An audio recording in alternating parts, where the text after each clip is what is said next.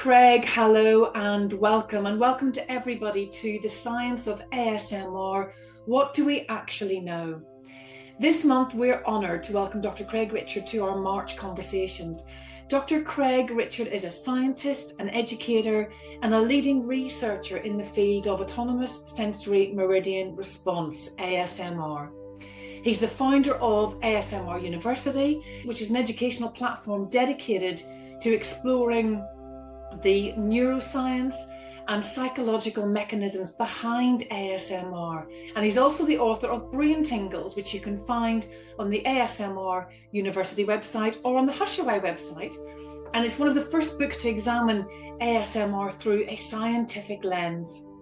Craig is one of our brand ambassadors with HushAway and a voice in this wider conversation, helping to bring clarity and credibility to how we talk about sound-based approaches and in particular ASMR. So Craig, good morning from sunny London. Good morning. And all the way to Charlottesville, is that right? Charlottesville where you are. I'm north of Charlottesville in Winchester, but in the same state, just up a little bit higher. Lovely. Well, listen, Craig, I'm really glad that we're having this conversation and thank you for joining us today. So ASMR is everywhere online right now, but not always explained that well. So before we go anywhere near kind of well-being or children, just from a neuroscience perspective, what actually is ASMR? Yeah, it's a tough question. ASMR can be very confusing. It is something that has always existed, so it is biological. It's part of who we are. What is new about ASMR is our awareness of it and our understanding. So the awareness started in 2007. There was an internet chat where people were talking about how certain sounds and certain voices relax them. And then just a couple years after that, people started making videos on YouTube in which they would whisper, they'd talk gently, and they'd make gentle sounds. And people loved those videos and they were really relaxed by them. In 2010 then, someone coined the term for the first time, autonomous sensory meridian response, as a term to describe this feeling and to give it kind of a clinical, serious sounding name. Within a year after that, ASMR videos were growing pretty rapidly.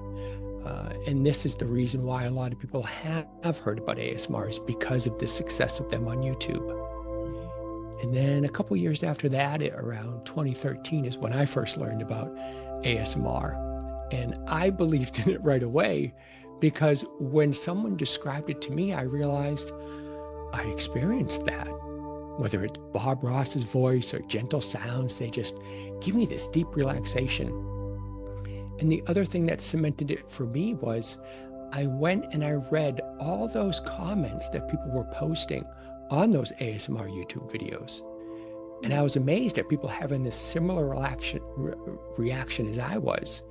And these consistent responses people were having about using it to help them, whether fall asleep, relax, de-stress, kind of get a comforting feeling at the end of sometimes just a hard day. Then around 2015 was the first peer-reviewed published research study. And so it did take a little bit for there to be some level of science around this response of ASMR. But the good news is that today there are over 100 peer-reviewed published research studies, and they are unraveling the neurobiology.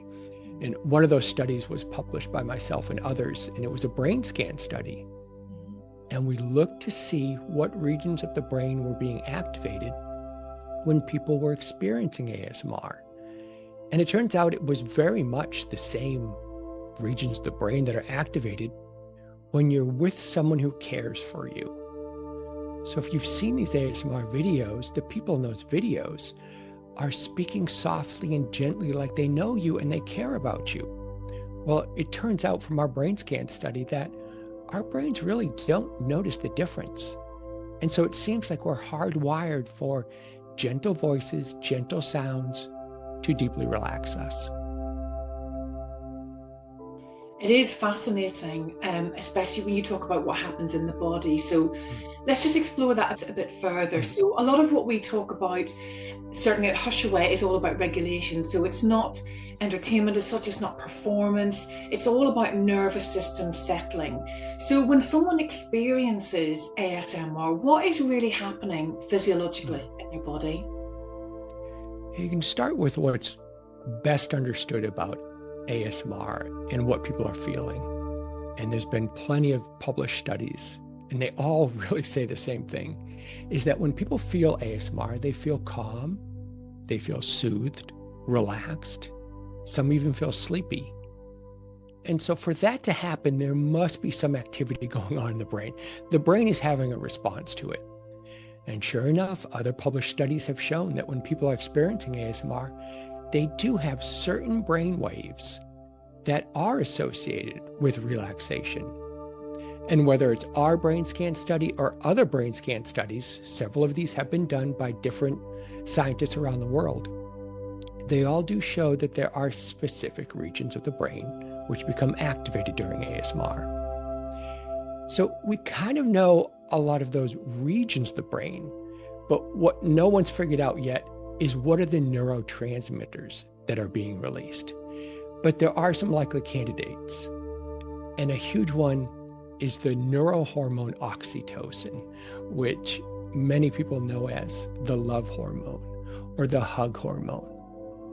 In any situation where two people are interacting in a positive, caring way, they are likely to be releasing oxytocin in each other's brain. And that oxytocin drives a calming effect. So it makes sense that oxytocin may be central. And then the way oxytocin calms the body is by stimulating the release of GABA. It's another neurotransmitter. It's really well known for calming down neurons. In fact, most medications that are used to treat anxiety and stress target GABA receptors. They activate these GABA receptors. So it seems like gentle sounds are a natural way in which you might be releasing GABA to calm down the brain. We also see in published studies the evidence that this is happening somehow in the brain, because several research studies also show that when people are experiencing ASMR, when they're hearing gentle sounds, their heart rate decreases, their blood pressure decreases, and overall that's referred to as a parasympathetic response. And that all kind of lines up with how people describe what they're feeling. They feel relaxed, you check their heart rate, you check their blood pressure, and sure enough, physiologically, they are relaxed. So overall, the way I would summarize it is that these gentle sounds, these ASMR-inspired sounds, they basically stimulate psychological and a physical state of relaxation. And one thing I've noticed in designing the soundscapes is just how powerful predictability is, and particularly for those who are neurodivergent. So that kind of soft repetition, the slow pacing, no sudden spikes. Why does predictability matter so much for the nervous system? Yeah. Sound can have opposite effects. It can relax you or it can stress you out. And it's all determined by the patterns within that sound. So stressful sounds, and you could come up with these descriptors yourself, anyone could. What sounds will stress you out? Well, a high volume sound, a sudden sound, or an unexpected sound. Sounds that are frenetic or unpredictable also kind of stress us out, because overall stressful sounds are unpredictable. And when something is unpredictable, it threatens us, or we feel threatened, or our brains process that as threatening. And that's what leads to the stress aspect of it. Basically, it's our brain's way of telling us, we're not really sure what this sound is. It sounds dangerous. You might want to run away. So it's a classic fight or flight response. Now, you take the opposite of that, of what a stressful sound is, and that is the description for a relaxing sound. Instead of high volume, low volume. Instead of sudden sounds, they're expected sounds. You know they're coming. Overall, they may be steady sounds or they may be rhythmic. And the key things of something being steady or rhythmic is it's now predictable. It's not going to surprise you. And when something is predictable, your brain interprets that as safe because you don't feel threatened. And when you feel safe by a sound, your body relaxes. So this is what we call, oh, this is a relaxing sound. But curiously, the way I like to think of it is it's your body's way of telling you, stay put. You're not in any danger. Don't run. This is not a time for fight or flight. So, and physiologically, we call this X. And so let's just talk about the difference between what we see on the internet, so what's kind of now become mass-produced and widely available ASMR versus regulation-informed audio. So this feels really important to have this conversation, especially with a specialist like yourself, because we do see a lot of this mass-produced ASMR, which we see mainly on Instagram and on YouTube. And then there's carefully designed regulation-informed sound, which is especially important when we're thinking about children. So from your perspective, what makes that distinction important?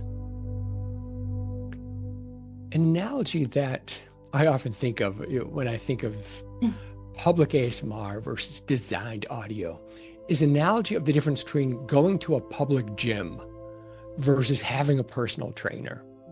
So a public gym is like ASMR videos on YouTube or Instagram. They're created for public appeal. They're meant for anyone, where you can walk into that gym, where you can turn on that ASMR.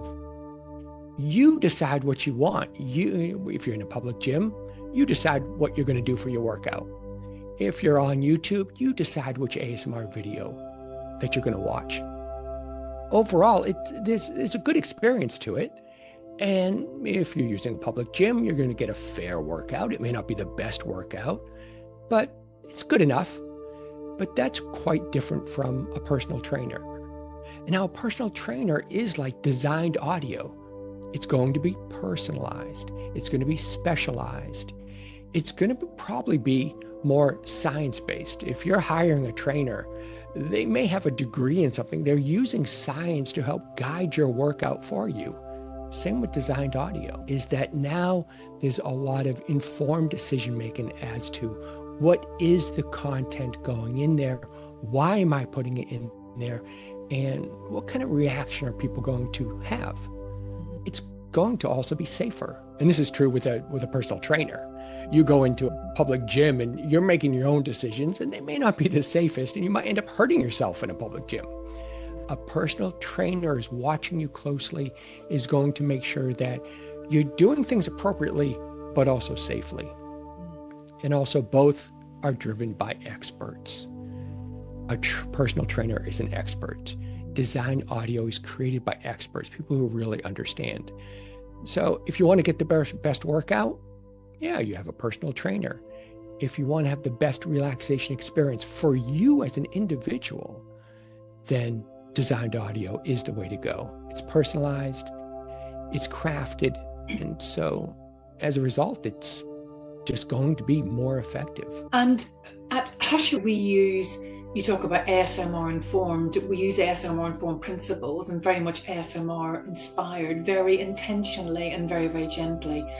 So, you've mentioned before that ASMR is about personal attention, making people feel better.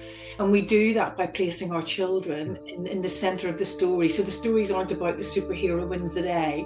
It's actually putting the children in the center. We use very slow-paced soundscapes, very soft, positive affirmations, predictable rhythms. And we use gentle trigger cues, words like hush, soft, whisper, breeze, as well as very soft somatic language, especially within the affirmations. And for anyone who's questioning what somatic language is, it refers to descriptive words that are used to identify bodily sensations rather than emotions. So instead of saying I am overwhelmed, we would say I feel a heaviness in my shoulders or a tight fluttering feeling in my stomach. And so we use all of this, the language and the soundscapes, in a very contained, safe, non-performative way. So from your research perspective, Craig, what makes ASMR informed content safe?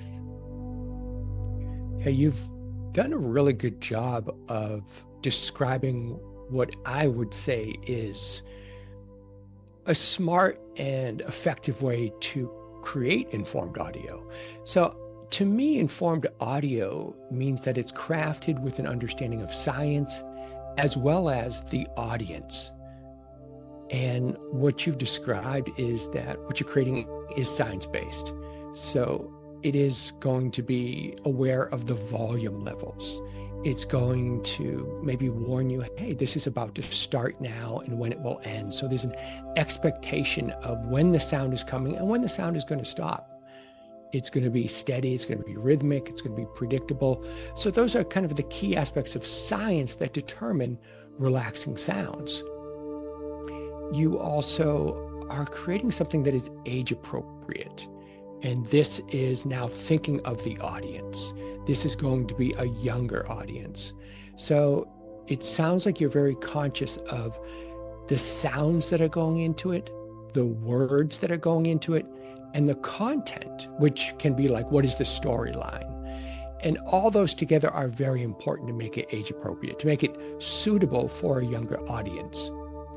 And I know this is something else that's important to you in HushAway, is that there is an awareness of there are some words, there are some sounds that can trigger a strong negative response.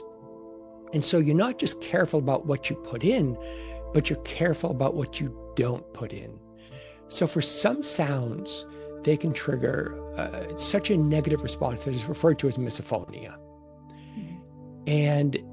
But the challenge with those is some of those sounds also can trigger relaxation in some people. So the key is transparency. Informed audio is going to be transparent about what are the sounds in it. I kind of think of it as a food label, that if you're worried about if something has a certain ingredient, then you read through the food label. And that's the kind of audio you're producing, is that if you like this thing, then you can read through the label, see that sound type is in it. Or if you're trying to avoid that sound type, read through the label and notice, oh, that's in there, I'm going to skip over this one. So overall, yes, I agree. It does sound like you're making informed audio that is based on science, but also specific to the audience you're reaching out to. And just to add into that, we've got our 55, I think now, sound sonics around the world who test all the products. And it was a little autistic boy who said, well, what if I don't want to listen to your voice? And I said, well, that's completely plausible. Absolutely. How about we give you a number of ways in which you can listen to your chosen story or affirmation? And that's why we've ended up with over, I think it's about 430 things now for children to listen to, because not only can they listen to either just my voice or just not my voice and just listen to the soundscapes or the binaural beats or the frequencies. So we have a whole plethora of different things for children to choose from, which means it does then become very bespoke because they're choosing exactly what they want to listen to. So yeah, what you've described, I have to share, sounds like an audio buffet. And that is, when I think of, a restaurant type, that there's times when I really enjoy it. It's a buffet because you're having this huge selection and you can choose what you like the most. Yeah, that sounds great. Absolutely. Craig, when we started this conversation, you talked, ASMR is starting to have a history, even if it is only kind of 15, 20 years ago, and yet it still feels really new. So let's just explore, what do we actually know now and what are we still learning? So just to kind of keep this grounded, if you were speaking to parents and educators, what can we confidently say about ASMR from the research, and where should we remain cautious? Yeah. Well, the good news is that there are many published research studies. There's at least 100. I've tried to count them all, and I can't because of the way the databases are set up. But I can confidently say there's at least 100. There may be up to 1,000 published research studies.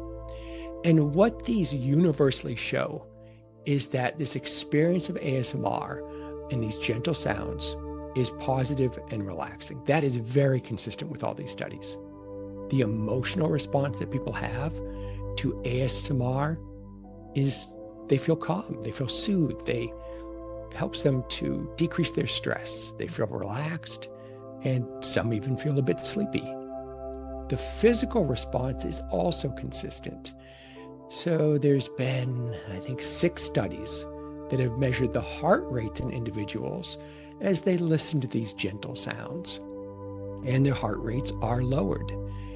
There's been 3 studies that looked at blood pressure, and blood pressure is also decreased. And so none of this is surprising because all the other studies are reporting that people do feel relaxed. This just confirms it. And even when they look at brain waves, there's been about 6 studies that have looked at brain waves when people are experiencing ASMR, and those brain waves also show this relaxing pattern. Not everything is known about ASMR. There's still a lot of studies that need to be done. Some studies that really haven't been done yet, that are the key studies, are how does the effectiveness of ASMR and ASMR type sounds compare to evidence-based therapies? So cognitive behavioral therapy, certain medications. Is ASMR and ASMR sounds, are they a little bit less effective? We know they're effective to a certain extent. Are they less effective than these, what you might think of as traditional therapies and approved therapies for things like stress and insomnia? Are they equally effective, or are there situations when they might be more effective? Those questions have not been answered yet. Another question is, can it be genetically personalized? And that day is probably a little bit further away. But there may be a time when, based upon your genetics, based upon your genome, that they know right away which sounds are going to relax you as an individual the most. Overall, there is confidence from these research studies that ASMR is helpful for managing symptoms related to stress, but it's not a cure. And that's an important distinction, is if you have a child or you know someone who's extremely stressed, ASMR and gentle sounds may help them, but still you want to seek and discuss it with a health professional, because there may be some underlying organic situation that can be fixed rather than only looking at the symptoms and managing the symptoms. So overall, always seek a health professional for almost any significant health condition. Absolutely. Thank you, Craig. Thank you. So interesting. We could talk for much, much longer. I think what matters most here is nuance. Sound isn't magic and it's not a cure, but when it's designed carefully and predictably and ethically and calmly, it can become part of a child's wider emotion regulation toolkit, and that's the space that we're building. So Craig, thank you for joining us today, and we look forward to further conversations over the next few weeks all about ASMR. Wonderful. Thank you. Thank you.